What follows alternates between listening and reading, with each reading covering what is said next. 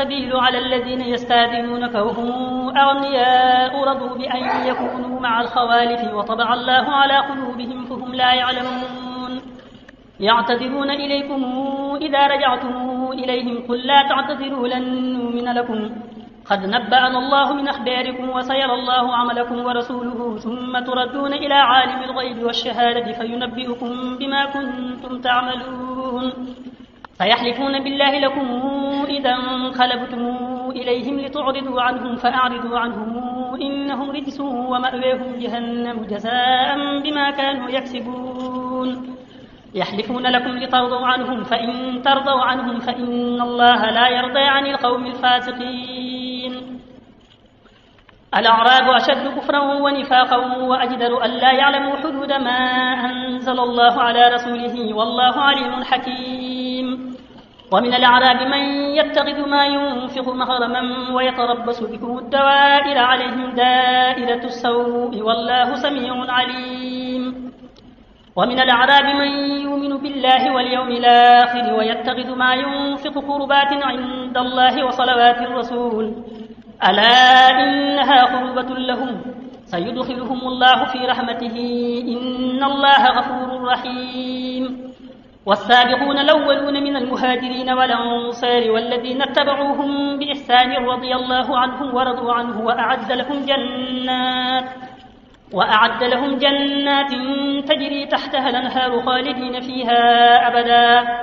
ذلك الفوز العظيم وممن حولكم من الأعراب منافقون ومن أهل المدينة مرضوا على النفاق لا تعلمهم نحن نعلمهم سنعذبهم مرتين ثم يردون إلى عذاب عظيم وآخرون اعترفوا بذنوبهم خلطوا عملا صالحا وآخر سيئا عسى الله أن يتوب عليهم إن الله غفور رحيم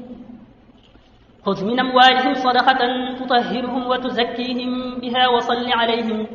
إن صلواتك سكن لهم والله سميع عليم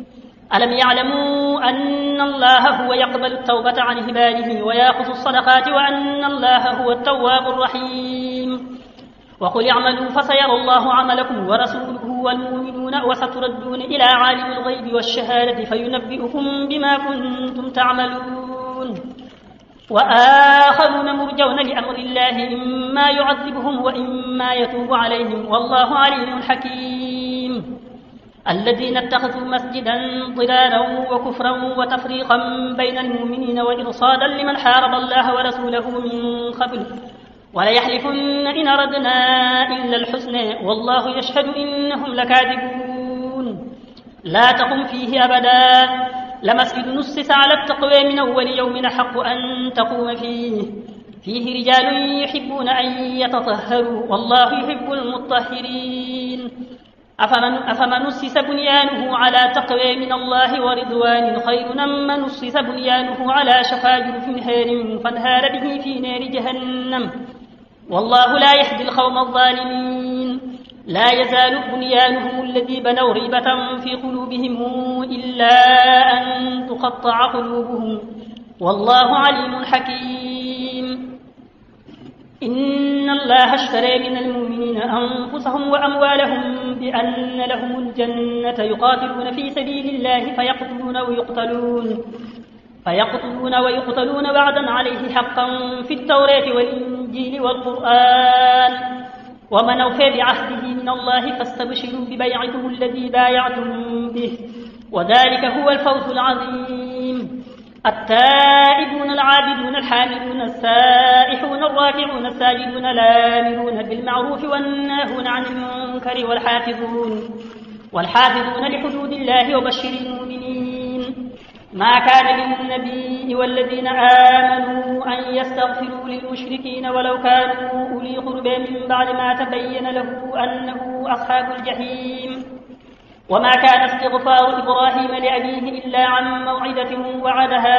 إياه فلما تبين له أنه عدو لله تبرأ منه إن إبراهيم لأواه حليم وما كان الله ليضل قوما بعد إذ هداهم حتى يبين لهم ما يتقون إن الله بكل شيء عليم إن الله له ملك السماوات والأرض يحيي ويميت وما لكم من دون الله الله من ولي ولا نصير.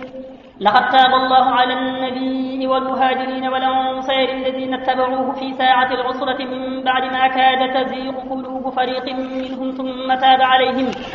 إنه بهم رءوف رحيم. وعلى الثلاثة الذين خلفوا حتى إذا ضاقت عليهم الأرض بما رحبت وضاقت عليهم أنفسهم وظنوا أن لا ملجأ من الله إلا إليه ثم تاب عليهم ليتوبوا إن الله هو التواب الرحيم. يا أيها الذين آمنوا اتقوا الله وكونوا مع الصادقين. ما كان لأهل المدينة ومن حولهم من الأعراب أن يتخلفوا عن رسول الله ولا يرغبوا بأنفسهم عن نفسه ذلك بأنهم لا يصيبهم ظمأ ولا نصب ولا مخمصة في سبيل الله ولا يطؤون موطئا يغيظ الكفار ولا ينالون من عدو نيلا إلا كتب لهم به عمل صالح إن الله لا يضيع أجر المحسنين. ولا ينفقون نفقة صغيرة ولا كبيرة ولا يقطعون واديا إلا كتب لهم ليجزيهم الله أحسن ما كانوا يعملون. وما كان المؤمنون لينفروا كافة فلولا نفر من كل فرقة منهم طائفة ليتفقهوا في الدين ولينذروا قومهم إذا رجعوا إليهم لعلهم يهتدون. يا أيها الذين آمنوا قاتلوا الذين يلونكم من الكفار وليجدوا فيكم غلظة واعلموا أن الله مع المتقين. وإذا ما أنزلت سورة فمنهم من يقول أيكم زادته هذه إيمانا فأما الذين آمنوا فزادتهم إيمانا وهم يستبشرون وأما الذين في قلوبهم مرض فزادتهم رجسا إلى رجسهم وماتوا وهم كافرون. أولا يرون أنهم يفتنون في كل عام مرة أو مرتين ثم لا يتوبون ولا هم يذكرون. وإذا ما أنزلت سورة نظر بعضهم إلى بعض هل يريكم من أحد ثم انصرفوا صرف الله قلوبهم بأنهم قوم لا يفقهون. لقد جاءكم رسول من أنفسكم عزيز عليه ما عنتم حريص عليكم بالمؤمنين رؤوف رحيم. فإن تولوا فقل حسبي الله لا إله إلا هو عليه توكلت وهو رب العرش العظيم. بسم الله الرحمن الرحيم. ألف لام را تلك آيات الكتاب الحكيم. أكان للناس عجبا أن أوحينا إلى رجل منهم أن أنذر الناس وبشر الذين آمنوا أن لهم قدم صدق عند ربهم. قال الكافرون إن هذا لسحر مبين. إن ربكم الله الذي خلق السماوات والأرض في 6 أيام ثم استوى على العرش يدبر الأمر ما من شفيع إلا من بعد إذنه ذلكم الله ربكم فاعبدوه أفلا تذكرون. إليه مرجعكم جميعا وعد الله حقا إنه يبدأ الخلق ثم يعيده ليجزي الذين آمنوا وعملوا الصالحات بالقسط والذين كفروا لهم شراب من حميم وعذاب أليم بما كانوا يكفرون. هو الذي جعل الشمس ضياء والقمر نورا وقدره منازل لتعلموا عدد السنين والحساب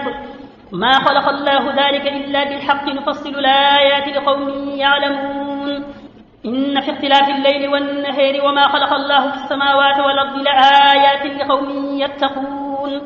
إن الذين لا يرجون لقاءنا ورضوا بالحياة الدنيا واطمأنوا بها والذين هم عن آياتنا غافلون أولئك مأويهم النار بما كانوا يكسبون. إن الذين آمنوا وعملوا الصالحات يهديهم ربهم بإيمانهم تجري من تحتهم الأنهار في جنات النعيم دعويهم فيها سبحانك اللهم وتحيتهم فيها سلام وآخر دعويهم أن الحمد لله رب العالمين. ولو يعجل الله للناس الشر استعجالهم بالخير لقضي إليهم أجلهم فنذر الذين لا يرجون لقاءنا في طغيانهم يعمهون. وإذا مس الإنسان الضر دعانا لجنبه أو قاعدا أو قائما فلما كشفنا عنه ضره مر كأن لم يدعنا إلى ضر مسه كذلك زين للمسرفين ما كانوا يعملون. ولقد أهلكنا القرون من قبلكم لما ظلموا وجاءتهم رسلهم بالبينات وما كانوا ليؤمنوا وزنوه كذلك نجزي القوم المجرمين ثم جعلناكم خلائف في الأرض من بعدهم لننظر كيف تعملون وإذا تتلى عليهم آياتنا بينات قال الذين لا يرجون لقاءنا ائت بقرآن غير هذا أو بدله قل ما يكون لي أن أبدله من تلقاء نفسي إن أتبع إلا ما يوحى إلي إني أخاف إن عصيت ربي عذاب يوم عظيم قل لو شاء الله ما تلوته عليكم ولا أدراكم به فقد لبثت فيكم عمرا من قبله أفلا تعقلون فمن أظلم ممن افترى على الله كذبا أو كذب بآياته إنه لا يفلح المجرمون ويعبدون من دون الله ما لا يضرهم ولا ينفعهم ويقولون هؤلاء شفعاؤنا عند الله قل تنبئون الله بما لا يعلم في السماوات ولا في الأرض سبحانه وتعالى عما يشركون وما كان الناس إلا أمة واحدة فاختلفوا ولولا كلمة سبقت من ربك لقضي بينهم فيما فيه يختلفون ويقولون لولا أنزل عليه آية من ربه فقل إنما الغيب لله فانتظروا إني معكم من المنتظرين وإذا أذقنا الناس رحمة من بعد ضراء مستهم إذا لهم مكر في آياتنا قل الله أسرع مكرا إن رسلنا يكتبون ما تمكرون هو الذي يسيركم في البر والبحر حتى إذا كنتم في الفلك وجرين بهم بريح طيبة وفرحوا بها جاءتها ريح عاصف وجاءهم الموج من كل مكان وظنوا أنهم أحيط بهم دعوا الله مخلصين له الدين لئن أنجيتنا من هذه لنكونن من الشاكرين فلما أنجيهم إذا هم يبغون في الأرض بغير الحق يا أيها الناس إنما بغيكم على أنفسكم متاع الحياة الدنيا ثم إلينا مرجعكم فننبئكم بما كنتم تعملون إنما مثل الحياة الدنيا كماء أنزلناه من السماء فاختلط به نبات الأرض مما يأكل الناس والأنعام حتى إذا أخذت الأرض زخرفها وزينت وظن أهلها أنهم قادرون عليها أتيها أمرنا ليلا أو نهارا فجعلناها حصيدا كأن لم تغن بلمس كذلك نفصل الآيات لقوم يتفكرون والله يدعو إلى دار السلام ويهدي من يشاء إلى صراط مستقيم للذين أحسنوا الحسنى وزيادة ولا يرهق وجوههم قطر ولا ذلة أولئك أصحاب الجنة هم فيها خالدون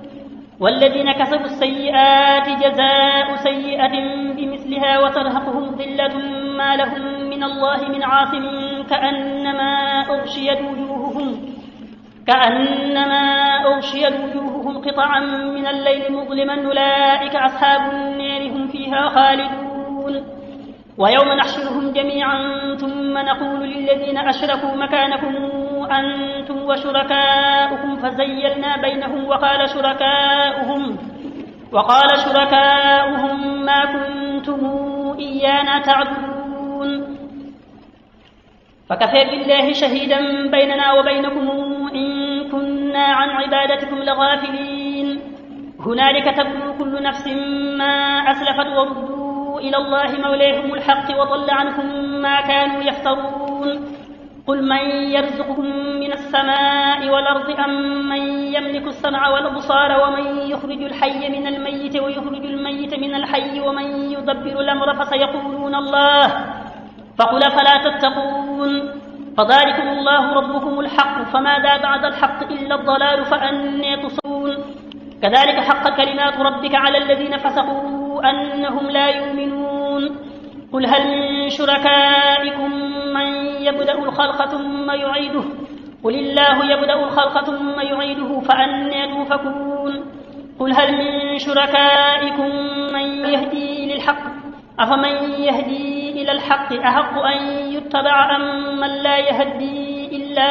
أن يهدى فما لكم كيف تحكمون وما يتبع أكثر إلا ظنا إن الظن لا يغني من الحق شيئا إن الله عليم بما يفعلون وما كان هذا القرآن أن يفترى من دون الله ولكن تصديق الذي بين يديه وتفصيل الكتاب لا ريب فيه من رب العالمين أم يقولون افتراه قل فاتوا بسورة مثله وادعوا من استطعتم من دون الله إن كنتم صادقين بل كذبوا بما لم يحيطوا بعلمه ولما ياتهم تاويله كذلك كذب الذين من قبلهم فانظر كيف كان عاقبة الظالمين ومنهم من يؤمن به ومنهم من لا يؤمن به وربك أعلم بالمفسدين وإن كذبوك فقل لي عملي ولكم عملكم أنتم بريئون مما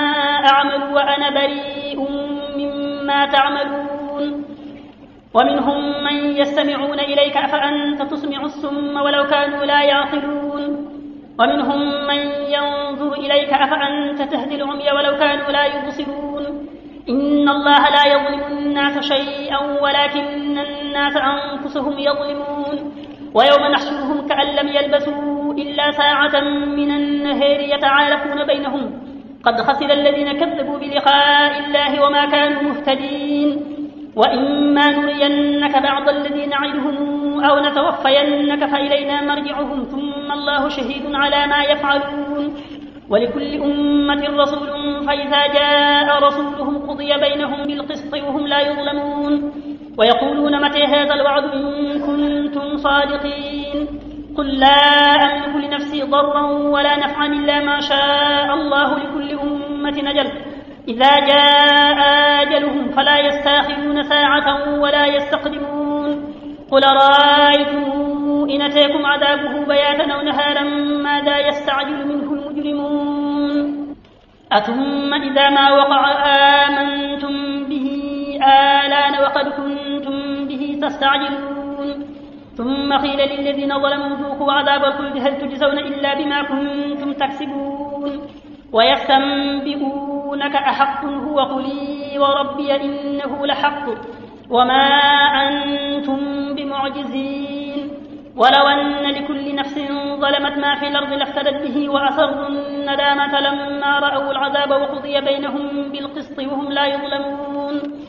ألا إن لله ما في السماوات والأرض ألا إن وعد الله حق ولكن أكثرهم لا يعلمون هو يحيي ويميت وإليه ترجعون يا أيها الناس قد جاءتكم موعظة من ربكم وشفاء لما في الصدور وهدى ورحمة للمؤمنين قل بفضل الله وبرحمته فبذلك فليفرحوا هو خير مما يجمعون قل رأيتم ما أنزل الله لكم من رزق فجعلتم منه حراما وحلالا قل الله أذن لكم أم على الله تفترون وما ظن الذين يفترون على الله الكذب يوم القيامة إن الله لذو فضل على الناس ولكن أكثرهم لا يشكرون وما تكون في شأن وما تتلو منه من قرآن ولا تعملون من عمل إلا كنا عليكم شهودا استفيضون فيه وما يعزب عن ربك من مثقال ذرة في الأرض ولا في السماء ولا أصغر من ذلك ولا أكبر إلا في كتاب مبين ألا إن أولياء الله لا خوف عليهم ولا هم يحزنون الذين آمنوا وكانوا يتقون لهم البشرى في الحياة الدنيا وفي الآخرة لا تبديل لكلمات الله ذلك هو الفوز العظيم ولا يحزنك خوفهم إن العزة لله جميعا هو السميع العليم ألا إن لله من في السماوات ومن في الأرض وما يتبع الذين يدعون من دون الله شركاء إن يتبعون إلا الظن وإن هم إلا يخرصون هو الذي جعل لكم الليل لتسكنوا فيه والنهار مبصرا إن في ذلك لآيات لقوم يسمعون قالوا اتخذ الله ولدا سبحانه هو الغني له ما في السماوات وما في الأرض إن عندكم من سلطان بهذا أتقولون على الله ما لا تعلمون قل إن الذين يفترون على الله الكذب لا يفلحون متاع في الدنيا ثم إلينا مرجعهم ثم نذيقهم العذاب الشديد بما كانوا يكفرون واتل عليهم نبأ نوح إذ قال لقومه يا قوم إن كان كبر عليكم مقامي وتذكيري بآيات الله فعلى الله توكلت فأجمعوا أمركم وشركاءكم ثم لا يكن أمركم عليكم غمة ثم اقضوا إلي ولا تنظرون فإن توليتم فما سألتكم من أجر إلا على الله وأمرت أن أكون من المسلمين فكذبوه فنجيناه ومن معه في الفلك وجعلناهم خلائف وأغرقنا الذين كذبوا بآياتنا فانظر كيف كان عاقبة المنذرين ثم بعثنا من بعده رسلا إلى قومهم فجاءوهم بالبينات فما كانوا ليؤمنوا بما كذبوا به من قبل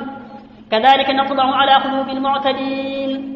ثم بعثنا من بعدهم موسى وهارون إلى فرعون وملئه بآياتنا فاستكبروا وكانوا قوما مجرمين فلما جاءهم الحق من عند هذا لسحر مبين قال موسى أتقولون للحق لما جاءكم أسحر هذا ولا يفلح الساحرون قالوا أجئتنا لتلفتنا عما وجدنا عليه آباءنا وتكون لكم الكبرياء في الأرض وما نحن لكما بمؤمنين وقال فرعون ائتوني بكل ساحر عليم فلما جاء السحرة قال لهم موسى ألقوا ما أنتم ملقون فلما ألقوا قال موسى ما جئتم به السحر إن الله سيبطله إن الله لا يصلح عمل المفسدين ويحق الله الحق بكلماته ولو كره المجرمون فما آمن لموسى إلا ذرية من قومه على خوف من فرعون وملئهم أن يفتنهم وإن فرعون لعال في الأرض وإنه لمن المسرفين وقال موسى يا قوم إن كنتم آمنتم بالله فعليه توكلوا إن كنتم مسلمين فقالوا على الله توكلنا ربنا لا تجعلنا فتنة للقوم الظالمين ونجنا برحمتك من القوم الكافرين وأوحينا إلى موسى وأخيه أن تبوأ لقومكما بمصر بيوتا واجعلوا بيوتكم قبلة وأقيموا الصلاة وبشر المؤمنين وقال موسى ربنا إنك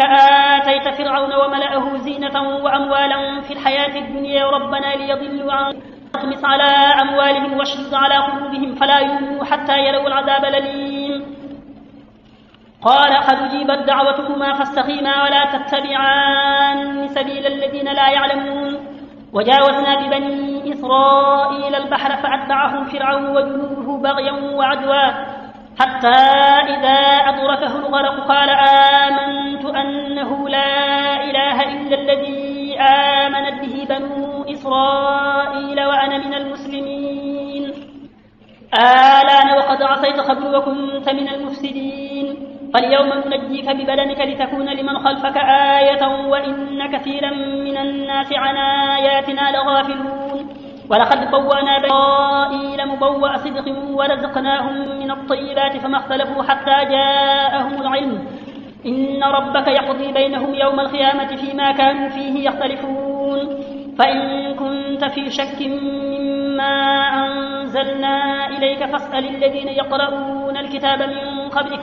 لقد جاءك الحق من ربك فلا تكونن من الممترين ولا تكونن من الذين كذبوا بآيات الله فتكون من الخاسرين إن الذين حقت عليهم كلمات ربك لا يؤمنون ولو جاءتهم كل آية حتى يروا العذاب الأليم فلولا كانت قرية آمنت فنفعها إيمانها إلا قوم يونس لما آمنوا كشفنا عنهم عذاب الخزي في الحياة الدنيا ومتاعهم إلى حين ولو شاء ربك لأعنف فأنت تكره الناس حتى يكونوا مؤمنين وما كان لنفس أن تؤمن إلا بإذن الله ويجعل الرجس على الذين لا يعقلون قل انظروا ماذا في السماوات والأرض وما تغني الآيات والنذر عن قوم لا يؤمنون فهل ينتظرون إلا مثل أيام الذين خلوا من قبلهم قل فانتظروا إني معكم من المنتظرين ثم ننجي رسلنا والذين آمنوا كذلك حقا علينا ننجي المؤمنين قل يا أيها الناس إن كنتم في شك من ديني فلا أعبد الذين تعبدون من دون الله ولكن أعبد الله الذي يتوفاكم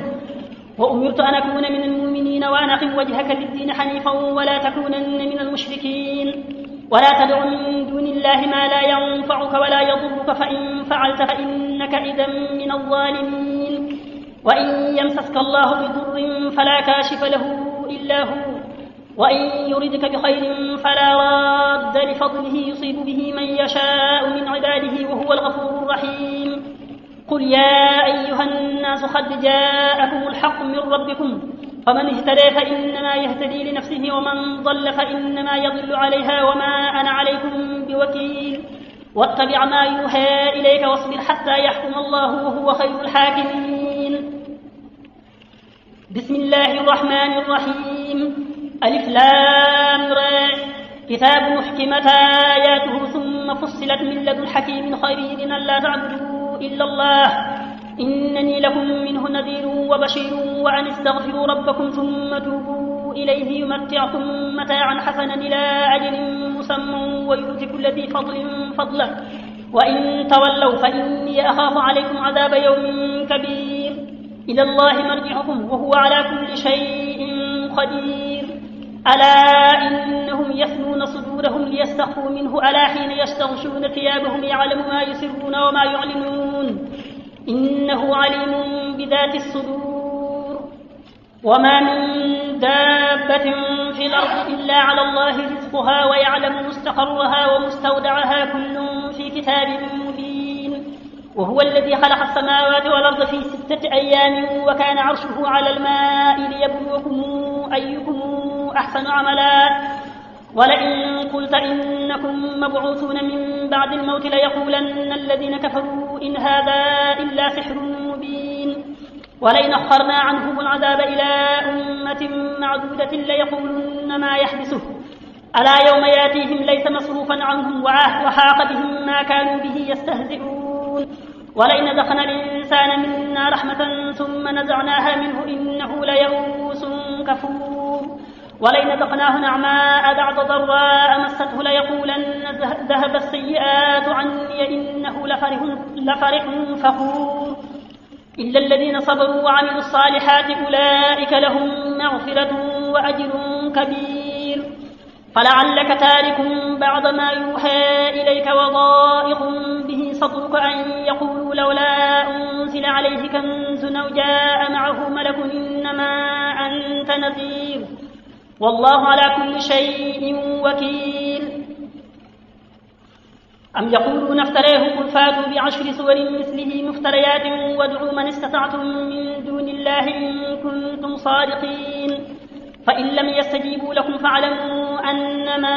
أنزل بعلم الله وأن لا إله إلا هو فهل أنتم مسلمون من كان يريد الحياة الدنيا وزينتها نوفي إليهم أعمالهم فيها وهم فيها لا يبخسون أولئك الذين ليس لهم في الآخرة إلا النار وحبط ما صنعوا فيها وباطل ما كانوا يعملون أفمن كان على بينة من ربه ويتلوه شاهد منه ومن قبله كتاب موسى إماما ورحمة أولئك يؤمنون به ومن يكفر به من الأحزاب فالنار موعده فلا تك في مرية منه إنه حق من ربك ولكن أكثر الناس لا يؤمنون ومن أظلم ممن افترى على الله كذبا أولئك يعرضون على ربهم ويقول الأشهاد هؤلاء الذين كذبوا على ربهم ألا لعنة الله على الظالمين الذين يصدون عن سبيل الله ويبغونها عوجا وهم بالآخرة هم كافرون أولئك لم يكونوا معجزين في الأرض وما كان لهم من دون الله من أولياء يضاعف لهم العذاب ما كانوا يستطيعون السمع وما كانوا يبصرون أولئك الذين خسروا أنفسهم وضل عنهم ما كانوا يفترون لا جرم أنهم في الآخرة هم الأخسرون إن الذين آمنوا وعملوا الصالحات وأخبتوا إلى ربهم أولئك أصحاب الجنة هم فيها خالدون مثل الفريقين كالأعمى والأصم والبصير والسميع هل يستويان مثلا فلا تذكرون ولقد أرسلنا نوحا إلى قومه إني لكم نظير مبين ألا تعبدوا إلا الله إني أخاف عليكم عذاب يوم أليم فقال الملأ الذين كفروا من قومه ما نراك إلا بشرا مثلنا وما نراك اتبعك إلا الذين هم أراذلنا بادي الرأي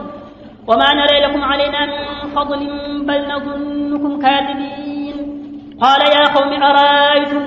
إن كنت على بينة من ربي وآتيني رحمة من عنده فعميت عليكم أنلزمكموها وأنتم لها كارهون ويا قوم لا أسألكم عليه مالا إن أجري إلا على الله وما أنا بطارد الذين آمنوا إنهم ملاقو ربهم ولكني عليكم قوما تجهلون ويا قوم من ينصرني من الله إن طردتهم أفلا تذكرون